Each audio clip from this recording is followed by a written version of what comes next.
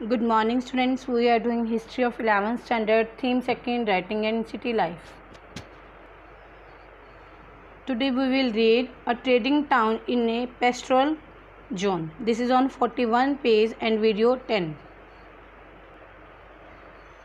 यहाँ पे देखो सी पेस्ट्रोल जोन किसे कहते हैं, जहाँ पर मतलब पशुओं को पाला जाता है। पेस्ट्रोल जोन कहते हैं पशुओं को पाला जाता है। कहते हैं ट्रेडिंग टाउन, एक व्यापारिक केंद्र पशु चारक क्षेत्र में। ठीक है, पशु चारक क्षेत्र में जहाँ पर पशुओं को चराया जाता है। पेस्ट्रोल क्या होती है, जहाँ पर पशुओं को चराने के लिए घास वगैरह उगाई जाती है, तो पेस्ट्रोल जोन होती है वो। After 2000 BC the royal capital of Mari flourish. 2000 BC के बाद रॉयल कैपिटल मैरी फ्लोरिश हुई। मैरी यहाँ पर है, फरात रिवर के पास। You will have notice see map 2 that Mary stand not on the southern plain with it highly productive agriculture। कहते हैं मैरी जो थी फरात की सदर्न प्लेन में नहीं थी, जो कि हाईली प्रोडक्टिव था, जहाँ पर एग्रीकल्चर हाईली होती थी, वहाँ फसलें बहुत अच्छी होती थी, वहाँ पर नहीं था। बट कहाँ था, but much further upstream on the फरात। लेकिन फरात नदी की अपस्ट्रीम थी, मतलब ऊपर की धाराएँ थी, वहाँ पर यह स्थित है मैरी एक जगह का नाम है। ठीक है। Map 3 with its colour coding show that agriculture and animal rearing were carried out close to each other in this region. Map 3 में हमें क्या दिखाया है, मैप 3 में क्या बताया है कि जो एग्रीकल्चर था और एनिमल रियरिंग था, यहाँ पर दोनों ही close to each other in this region. इस क्षेत्र में एक दूसरे के क्लोज से नज़दीकी थे, मतलब खेती बाड़ी के साथ साथ एग्रीकल्चर के साथ साथ एनिमल रियरिंग मतलब पशुओं को भी पाला जाता था। Some communities in the kingdom of Mari had both farmer and pastoralist. कहते मैरी की कुछ किंगडम में, कुछ राज्यों में फार्मर और पेस्ट्रोलिस्ट दोनों ही थे। But most of its territory was used for pasturing sheep and goat. लेकिन ज़्यादा क्षेत्र पर शीप और गोट ही पशु पाले जाते थे। Herders need to exchange young animal cheese, leather and meat in return from for grain, metal, tools etcetera. जो हर्डर जो पशु चराते थे, पशु को चराते थे, शीप गोट को जो पालते थे, इनको चराने के लिए लेके जाते थे, उनको क्या बोलते हैं, हर्डर। चराना मतलब घास खिलाने के लिए जो जगह होती थी उनको पेस्टोलिस्ट बोलते हैं, और जो इन पशुओं को पालते थे उनको बोलते हैं हर्डर। कहते हैं क्या क्या एक्सचेंज करते थे फार्मर के साथ, ये उनको यंग एनिमल्स देते थे, चीज़ देते थे, लेदर देते थे और मीट देते थे। बदले में एनिमल्स फार्मर से क्या लेते थे, ग्रेन, क्योंकि फार्मर ग्रेन उगाता था, और मेटल टूल्स वगैरह दूसरे लोगों से लेते, मतलब आपस में चेंज करते रहते थे। And the manure of the penned flock is also of a great use to the farmer. Penned flock क्या होता है, जो बाड़े में रखकर पशु पालते हैं, मतलब पशु जो पाले जाते हैं, जो उनका गोबर वगैरह होता है वो फार्मर उनकी खाद के लिए प्रयोग करता था, मतलब बहुत बेस्ट यूज़ करता था, वो अच्छी तरह से यूज़ करता था, मतलब अच्छा था। उनका जो पशुओं का गोबर था खाद के लिए, फार्मर के लिए अच्छा था, क्योंकि खेती बाड़ी में खाद चाहिए तो वो खाद उस गोबर की बनती थी। Yet at the same time there में भी कॉन्फ्लिक्ट, और कई बार उनके आपस में बीच में झगड़े भी होते थे। जो भी कम्युनिटी में फार्मर और हार्डर लोग इकट्ठे रहते थे, क्योंकि खेती बाड़ी और पशु पालना काम इकट्ठा चलता, तो आपस में कई बार झगड़े भी होते थे। A shepherd may take his flocks to water across a sown field. कहते जो एक शेपर्ड कहते हैं गडरिया, इसे हार्डर को ही बोल देते हैं।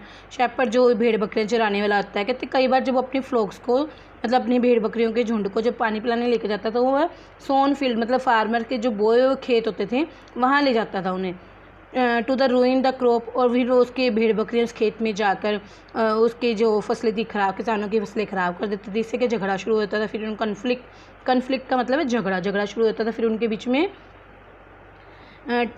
Herdsmen being mobile can raid agriculture villages and seize their stored good। और herdsmen being mobile, और कई बार ये जो herdsmen थे, गडरिये थे, ये खाना बदोश भी थे, मतलब एक जगह से दूसरी जगह घूमते थे और दूसरे विलेजेस एग्रीकल्चर पर मतलब रेड कर देते, मतलब धावा बोल देते थे, फिर उनको उन पर कब्जा कर लेते थे और उनका सारा जो स्टोर फूड है, गुड्स है, वो छीन लेते थे। For their part settle groups में डेने पेस्टोलिस्ट access to river and canal water along a certain set of बात। अब जो सेटल ग्रुप थे, जो फार्मर वगैरह लोग थे, वो भी कई बार क्या करते थे, इन गडरियों का रास्ता रोक देते, इनको रिवर्स और कैनाल पर इनको पानी पिलाने के लिए पशुओं को नहीं ले जाने देते थे।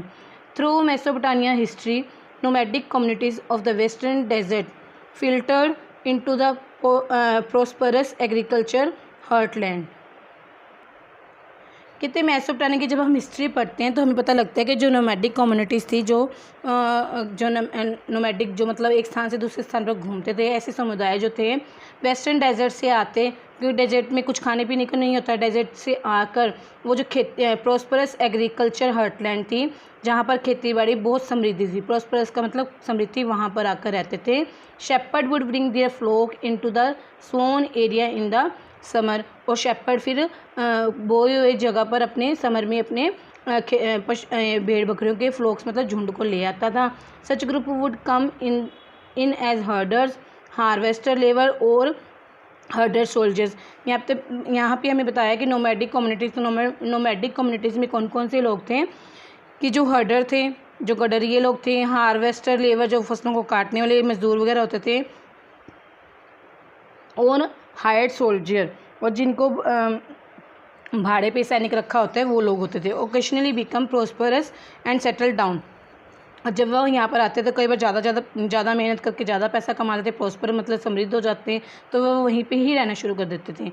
If you gain the power to establish their own rule, अब जिनके पास जैसे हर्डर, यही हमने बताया हर्डर, हार्वेस्टर लेबर और हायर्ड सोल्जर, वहाँ दूसरी जगह पर जाकर एग्रीकल्चर जहाँ ज़्यादा थी वहाँ चले जाते, तो वहाँ जाकर रहते अगर उनकी पावर बढ़ जाती, कहते फ्यू गेन पावर, अगर वो पावर जब समृद्ध हो गए, पैसा ज़्यादा आ गया, तो उनकी पावर अल्टीमेटली पावर बढ़ जाती, तो वो अपना रूल करना शुरू कर देते, मतलब अपना दबदबा जमाना शुरू कर देते वहाँ पर। This included the Akkadian, Amorites, Israelian and Armenians. मतलब यहाँ इसमें कौन कौन थे, इसमें अकेडियन थे, एमोराइट थे, इजराइली और आर्मीनियन जाति के लोग थे।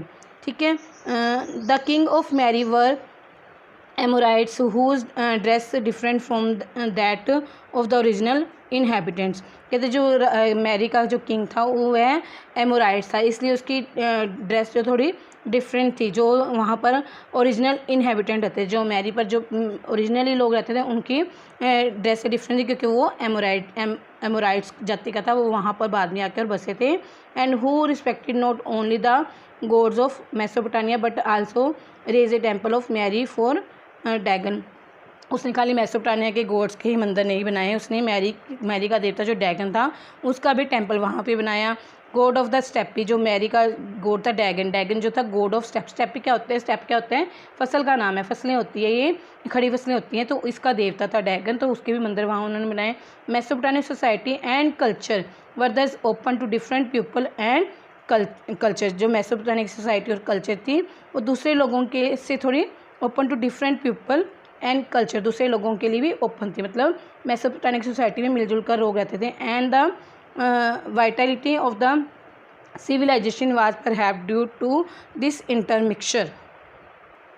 तो इसी तरह से जो वाइटलिटी मतलब जीवन शक्ति जो पैदा हुई सिविलाइजेशन में, शायद इसी इंटरमिक्सचर के कारण पैदा हुई, क्योंकि वहाँ पर डिफरेंट लोग डिफरेंट कल्चर के रहते थे, इसलिए वहाँ पर जीवन शक्ति ज़्यादा थी। See the next page 42। यहाँ पर क्या दिया हुआ है, palace at Mari of king Zimrilim का जो राजा जिमरिलिम है उसका महल का दृश्य दिया गया है। ये सारा ऑडियंस हॉल बताया गया है, यहाँ पर जो ऑडियंस लोग बैठते थे। आउटर कोर्ट का बाहरी का दृश्य है, जो दरबार लगता था यहाँ पे ऑडियंस बैठते थे, ये बाहर का दृश्य है। ठीक है। और ये इनर कोर्ट, ये अंदरूनी कोर्ट का दृश्य है। ये थ्रोन रूम है, यहाँ सिंहासन लगा हुआ है उधर राजा का। यहाँ पे वेल बना हुआ है, यहाँ पे एंट्रेंस हॉल है, मतलब यहाँ से एंटर करता है, यहाँ पे हॉल बना हुआ है एक। फिर आगे यहाँ इसमें दिया कोर्टयार्ड, ये बरामदा है उसका। और यहाँ पे क्या स्क्राइब ऑफिस है, यहाँ पे स्क्राइब मतलब जो लिखने का काम करते थे। फिर बेंचेस लगे हुए हैं। एंड क्ले बीन्स भी हैं, यहाँ क्ले के बीन्स बने हुए हैं ताकि उसमें वो जो टैबलेट बनाते थे वहाँ पर स्टोर कर सके उसमें। और यहाँ किचन है, ये this is a kitchen, this is a laboratory and bath, ये नहाने और शौचालय और नहाने का है। This is a painting on wall. ठीक है। This is about the palace of king Mari king Zimrilim of Mari. Okay student, it's enough for today. Have a nice day.